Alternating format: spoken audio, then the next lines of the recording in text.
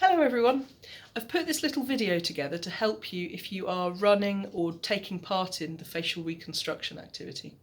Now, this is a technique that's used by scientists to help the police and also to help archaeologists.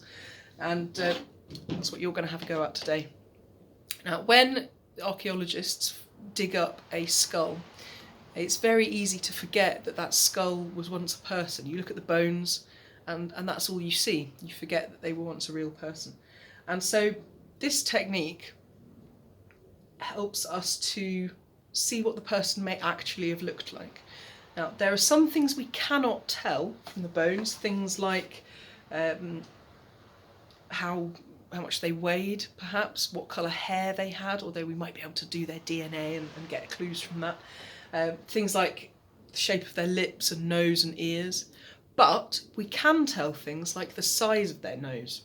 Now, the easiest thing is to use your own face as a guide. So you can feel that the bone on your nose is not covered by a lot of skin.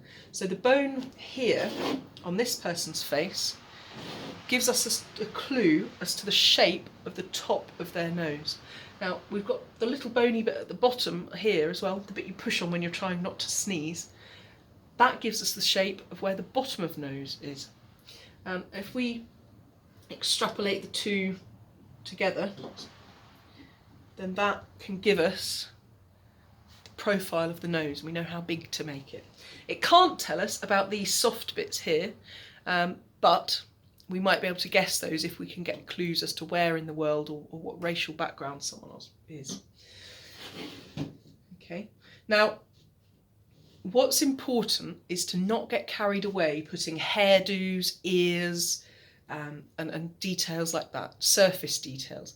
What we're trying to do is build the face from the muscles outwards. And so you can see what I've started doing on here is I've started putting muscles back here and thinner muscles around the eyes and smaller bits of muscle on the lips and other parts of the face. Now, I provided a couple of diagrams there, but actually one of the best ways is to use your own face. So if you poke your face in different places, you can feel that here, for instance, it's very soft. I can feel there's a good couple of centimetres of muscle and skin and fat and things there. So all of this would be filled in. This bone here, the cheekbone, is here on me, but there's obviously no big dip here or here. So we know that all of that needs to be filled in with muscle, or with plasticine in this case. Okay.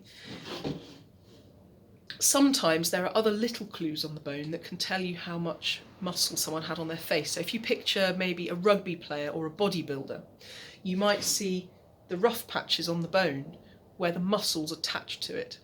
Obviously these skulls aren't real, so we're not going to see that, but there are clues that can tell you how muscular and how strong someone was.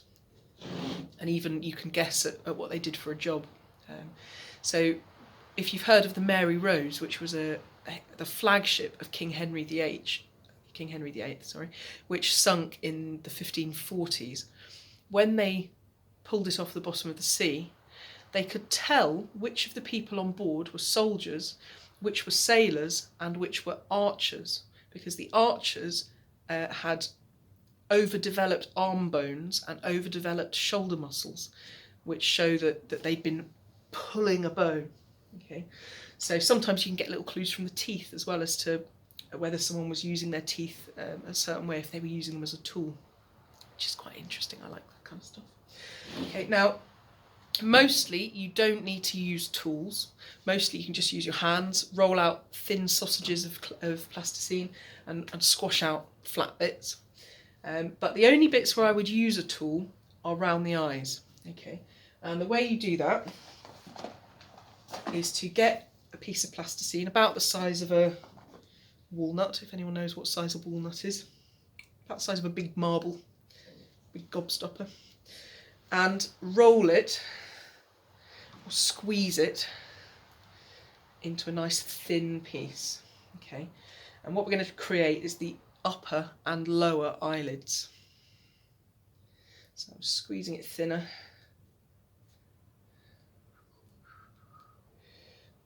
Okay, because it's very difficult to get a nice straight edge just using your fingers. The rest of it, you don't need tools.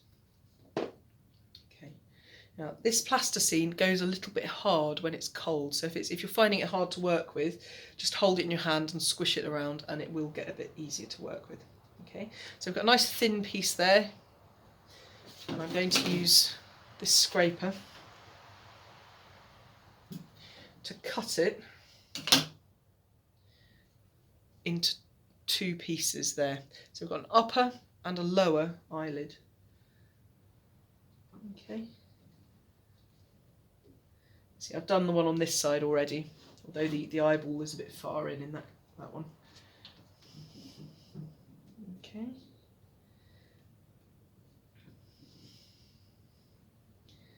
Now, if you've got 2 or 3 people working on a skull, I would put someone on plasticine shaping duty, maybe shaping it into sausages and thin pieces and warming it up, getting it working, and somebody else working on maybe one person on each side of the face.